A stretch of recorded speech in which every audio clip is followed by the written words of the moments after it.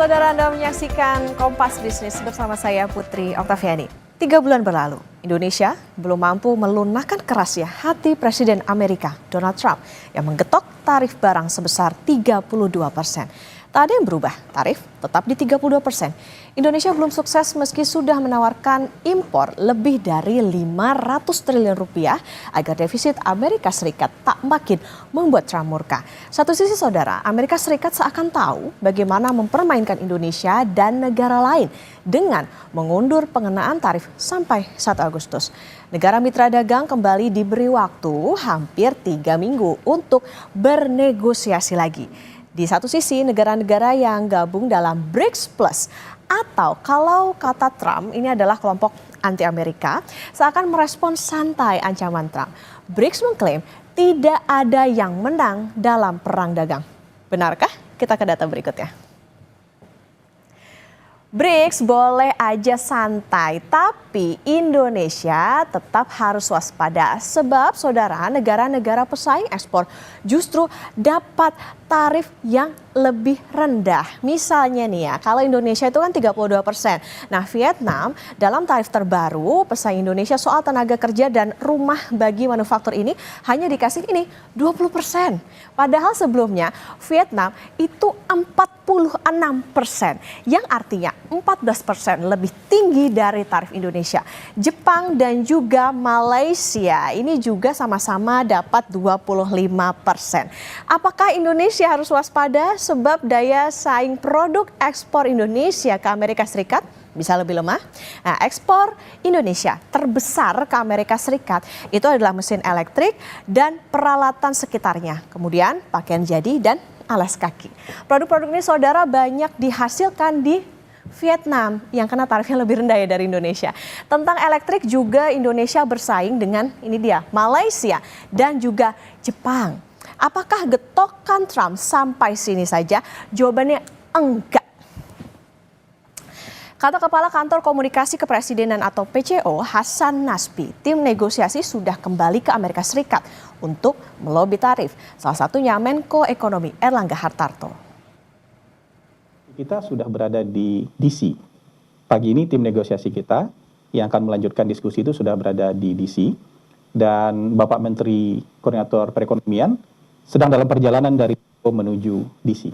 Tanggalnya kan dimundurkan jadi tanggal 1 Agustus, artinya ada beberapa minggu kesempatan kita untuk bernegosiasi dan bangsa kita, pemerintah kita sangat optimis dengan negosiasi dan tentu hubungan baik itu bisa menjadi modal sosial yang bagus untuk melanjutkan diskusi dan negosiasi di sana.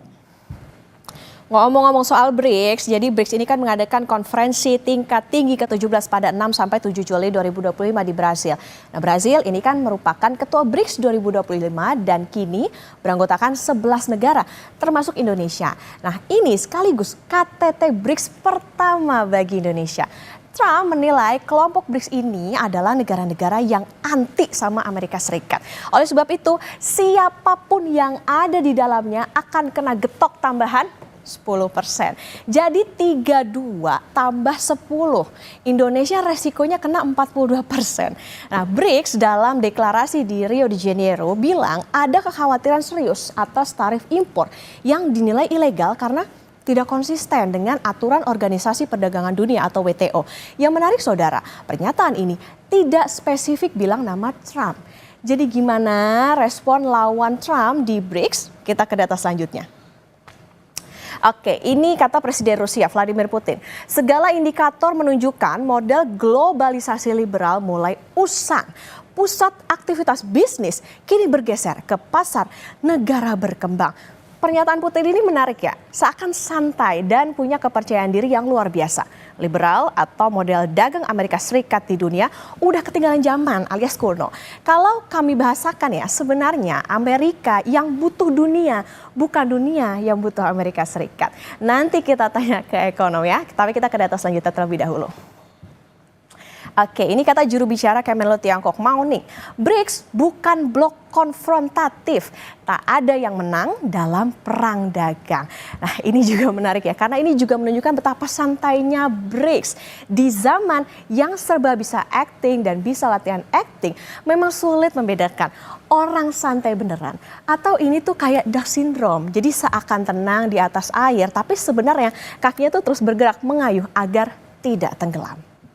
Sekretaris Kabinet Letkol Teddy Indrawijaya bilang, di tengah tebaran ancaman Trump soal tarif yang antre masuk BRICS ini banyak. Indonesia diterima artinya punya posisi yang penting di dunia. Awalnya BRICS 5 negara, kemudian berkembang sehingga Indonesia menjadi anggota resmi ke-10 dari 11, jadi satu Arab Saudi belum resmi. Dan ini banyak sekali yang antri untuk masuk BRICS, dan ya ini menunjukkan bahwa Indonesia semakin didengar, semakin diperhatikan, semakin dipandang, dan semakin dibutuhkan di dunia global. Oke, tapi nampaknya Indonesia belum mampu melunakkan tarif dari Presiden Amerika Serikat Donald Trump meski sudah menawarkan impor lebih dari 500 triliun rupiah. Jika tidak ada negosiasi lanjutan, Indonesia akan kena getok tarif 32% pada 1 Agustus plus 10% karena tergabung dalam BRICS tadi. Nah, Kompas Bisnis Saudara akan mengulas bersama dengan Kepala Ekonom BCA, David Semual, tapi usai jeda.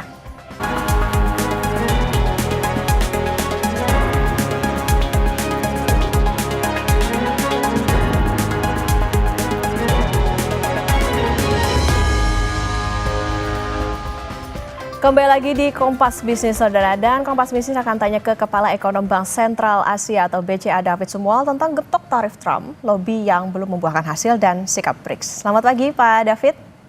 Selamat pagi Mbak Okta. Pak David, menarik nih. Kalau kita ingat ini kan kebijakan Liberation Day itu kan diumumkan pada April lalu. Artinya lobby Indonesia selama 3 bulan ini kayaknya belum membuahkan hasil. Padahal seakan kayak udah all out, tarif dan non tarif sudah disesuaikan dengan keinginan Amerika Serikat, penawaran komersial, bahkan 2 kali budget defisit mereka atau lebih dari 500 triliun rupiah. Pertamina, Exxon udah komunikasi. Apalagi sebetulnya dipunya Indonesia dalam bisa dikatakan 3 minggu nih negosiasi ke depan sampai 1 Agustus. Ya, ini kelihatannya kan memang Trump ini memang sangat kuat ya dari sisi negosiasi, itu dia ingin mendapatkan kepentingan yang maksimal ya buat negaranya ya tentunya. Nah, kita sebenarnya juga perlu mengetahui lebih dalam sebenarnya apa sih ganjalannya, kenapa mereka belum menurunkan tarif kita, karena tarif ini masih sama 32%. Dan ada kemungkinan tambahan tarif lagi ya, karena kita juga masuk dalam keanggotaan BRICS ya. Jadi ada tambahan lagi 10%.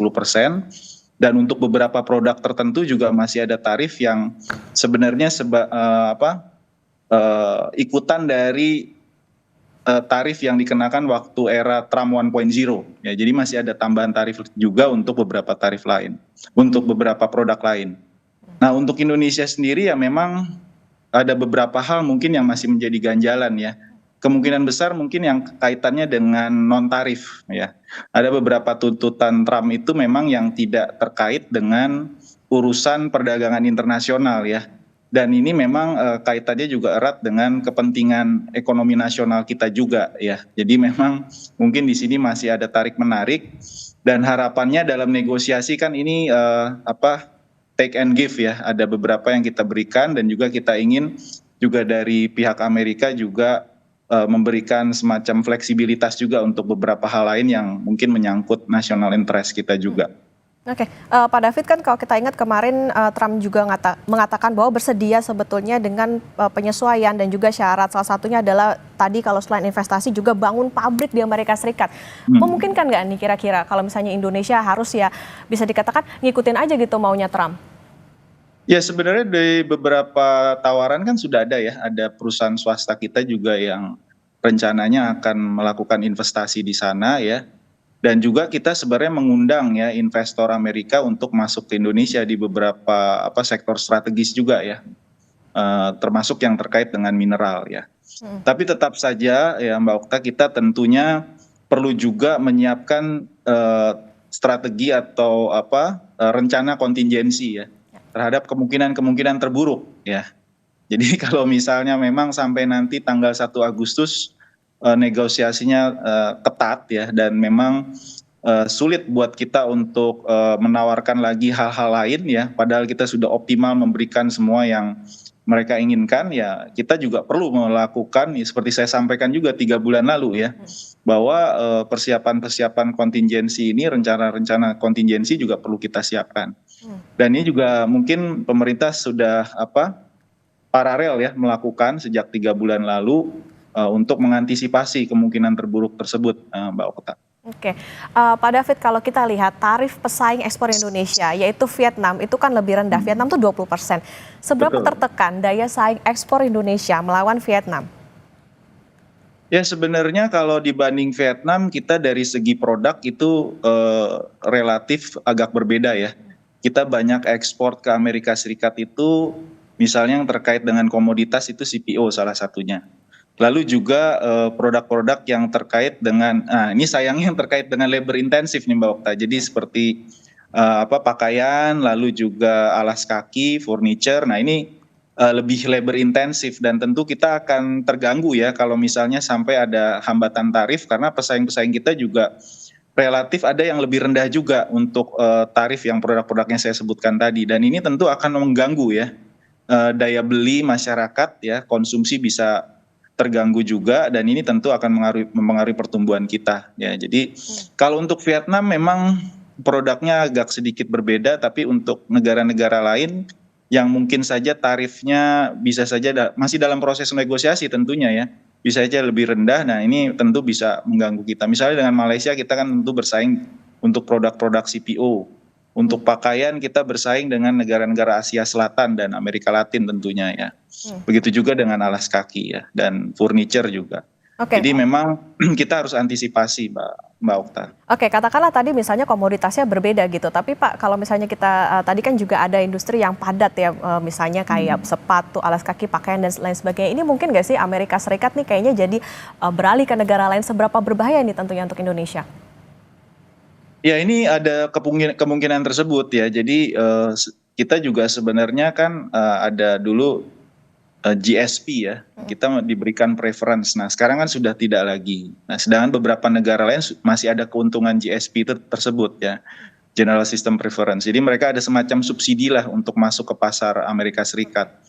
Nah tentunya kalau ada tambahan tarif lagi dan juga ditambah lagi dengan 10% tadi karena kita menjadi keanggotaan BRICS, dan tarif-tarif yang menjadi masih berlangsung ya sejak Trump 1.0, ini tentu sangat membebani ya sektor-sektor yang saya sebut tadi ya.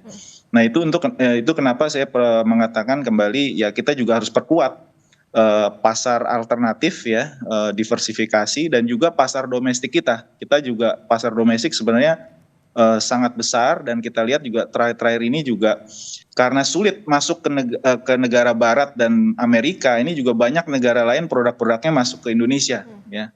Termasuk dari Vietnam tadi yang disebut Mbak Okta ya. Oke. Nah itu juga masuk ke dalam negeri. Nah ini juga kita perlu ada strategi juga untuk memperkuat kapasitas maupun juga kemampuan domestik kita ya, tentu dengan percepatan deregulasi dan seterusnya Mbak Okta. Oke, Pak David, tapi bukankah defisit Amerika ini sebenarnya membuat Indonesia di atas angin? Haruskah Indonesia semakin memohon-mohon ke Trump dalam waktu bisa dikatakan 3 minggu ini? Ya sebenarnya kita punya banyak bargaining position. Dari sisi neraca jasa sebenarnya kita juga impor cukup besar ya ke Amerika Serikat ya. Kita ketergantungannya cukup besar. Nah ini juga bisa menjadi daya tawar tentunya ya, karena kita defisit cukup besar di sisi neraca jasa ya. Dan saya pikir juga ya kita dari sisi lain juga kan terus mengundang sebenarnya investor Amerika juga untuk masuk ke dalam negeri ya, di berbagai sektor. Nah dalam waktu yang singkat ini memang kita harus mengidentifikasi sebenarnya apa sih yang diinginkan dari Amerika ini, poin apa, dan sampai di mana kita jangan juga sampai nantinya mengganggu juga national interest, itu juga jangan sampai terjadi ya. Jadi ya kita harus ada titik poin di mana juga jangan sampai semuanya juga dikasih ke mereka juga. Kalau bisa itu terjadi ya artinya juga nanti malah relatif lebih buruk ya dampak ekonominya ke Indonesia, Mbak Okta. Betul, itu juga perlu diperhatikan bahwa tidak hanya kita lagi-lagi memohon kepada Amerika Serikat, tapi harus perkuat tadi sempat dikatakan Pak David juga soal penguatan di domestik. Pak David, menarik Presiden Rusia Vladimir Putin bilang model dagang liberal itu udah usang dan beralih ke negara berkembang. Benarkah demikian? Dan kalau kita bicara soal BRICS, ini sebetulnya yang punya power jadinya tuh Trump atau BRICS sih Pak sebetulnya? Ya sebenarnya keinginan Amerika Serikat ini kan menjauhkan negara-negara dari negara core BRICS ini ya. Kita lihat di sini masuk di situ China, Rusia, Brazil juga, termasuk juga Indonesia kan negara besar di situ di dalam skema BRICS ya. Dan saya pikir ke depan ini justru sumber pertumbuhan global itu datangnya bukan dari negara barat ya. Karena negara barat itu pertumbuhannya sudah terbatas ya. Apalagi yang mau dibangun di sana. Nah, sumber pertumbuhan itu sebenarnya ada di selatan ya. Jadi di negara-negara selatan itu sumber pertumbuhannya besar dan memang suara dari negara-negara selatan ini kelihatannya memang dalam fora-fora internasional kurang kuat gitu ya. Maksudnya tidak berperan lah ya. Padahal tatanan global ini kan sudah banyak berubah sebenarnya dalam 70 tahun terakhir ya sejak Perang Dunia ya. Jadi sebenarnya kalau kita lihat ya perlu diperhatikan juga suara-suara dari negara selatan dan juga di saat yang sama kerjasama ekonomi, perdagangan, investasi ini juga bisa diperkuat ya lewat fora-fora internasional termasuk BRICS. Dan kita sebenarnya tidak menutup kemungkinan juga kalau kita lihat kan kita juga politik kita bebas aktif ya. Jadi kita ikut juga dalam OECD ya. Jadi siapapun yang ingin berinvestasi dan berdagang dengan Indonesia itu sebenarnya terbuka luas gitu ya. Jadi kita tidak ingin masuk ke dalam salah satu orbit gitu ya. Kita berteman dengan semuanya begitu. Tapi di dalam kondisi sekarang memang kelihatannya Trump banyak melakukan manuver-manuver untuk menekan ya negara-negara. Di satu titik dia ingin supaya negara-negara tersebut memilih apakah mau ikut orbit Amerika atau sebaliknya semacam itu Mbak Okta ya. Oke, tadi kalau misalnya dikatakan politik Indonesia itu bebas aktif, non-blok bahkan untuk ke perdagangan, tapi karena kita sudah menjadi anggota BRICS dan tadi ada ancaman tambahan 10%, artinya sikap seperti apa sih Pak yang harus ditunjukkan Indonesia? Karena tadi jangan sampai kita gabung ke BRICS tapi jadi buah si malakama nih buat Indonesia. Ya itu makanya tadi saya sampaikan perlu ada semacam rencana kontingensi ya. Kita sudah memutuskan untuk masuk ke dalam BRICS. Tentunya susah untuk kita untuk menarik diri ya. Kita sudah masuk dalam keanggotaan BRICS dan masih banyak negara lain sebenarnya yang tergabung ke sana. Dan dari sisi size ekonomi ini juga luar biasa sebenarnya BRICS ini. Kalau kita tinggalkan juga kita kehilangan kesempatan ya. Itu kurang lebih hampir 70% ekonomi global ya, negara-negara yang masuk ke dalam BRICS ya. Dari sisi populasi, dari sisi market juga besar. Jadi memang si malakama seperti dikatakan Mbak Okta tadi ya. Tapi di sisi lain kita juga terus lah, ini kita masih ada waktu ya dalam beberapa hari ke depan sampai awal Agustus untuk terus bernegosiasi, kita memberikan tawaran-tawaran terbaik tentunya. Tapi di sisi lain juga jangan sampai kita ditekan karena kita juga negara yang merdeka tentunya ya untuk memutuskan sesuai dengan kepentingan nasional kita Mbak Okta. Oke, jadi catatan soal bagaimana sebetulnya kalau dalam perdagangan ya lagi-lagi ada timbal balik ya Pak ya, saling menguntungkan tentunya untuk setiap negara. Jadi Pak David, apa sih sebetulnya yang harus diantisipasi jika dalam waktu 3 minggu ini kita ngomong amit-amit aja ya 3 minggu ini juga tidak membuahkan hasil gitu, karena kalau dilihat data impor 3 bulan terakhir produk Tiongkok juga lumayan banjir ke Indonesia, bahkan ada indikasi dumping. Apa yang harus dilakukan? Ya tadi kita harus lakukan percepatan deregulasi, kapasitas domestik diperkuat ya, kita ada program-program nasional yang memang bisa mendorong pertumbuhan, tapi di saat yang sama juga kita harus perkuat kapasitas dalam negeri, karena kalau kita dorong program nasional tersebut tapi kapasitas dalam negerinya tidak cukup, tentunya kita akan mendorong import lebih besar lagi ya, itu yang kita khawatirkan. Di saat yang sama ya kita juga menjaga ya untuk produk-produk vital yang penyerapan tenaga kerjanya besar ya, saya pikir perlu juga diadakan aturan-aturan yang lebih restriktif juga ya, karena kita juga harus melindungi industri nasional kita ya. Kita tidak ingin daya beli masyarakat menurun, masyarakat tidak punya pekerjaan, dan ujung-ujungnya tentu akan mengganggu ya kondisi sosial ekonomi dalam negeri tentunya. Nah, di saat yang sama ya kita terus melakukan diversifikasi produk yang kita ekspor ya, bukan hanya bertumpu pada sektor-sektor yang saya sebut di depan tadi ya, termasuk juga kita melakukan terus hilirisasi, dan di saat yang sama kita melakukan diversifikasi negara-negara tujuan ekspor kita. Jadi saya sebutkan negara-negara BRICS ini potensinya besar sekali ya. Jadi dan ini growth-nya lebih kencang, pertumbuhannya lebih kencang ya dibandingkan negara-negara yang kita sebut old economy ya. Old economy ya Eropa, Amerika ini kan old economy.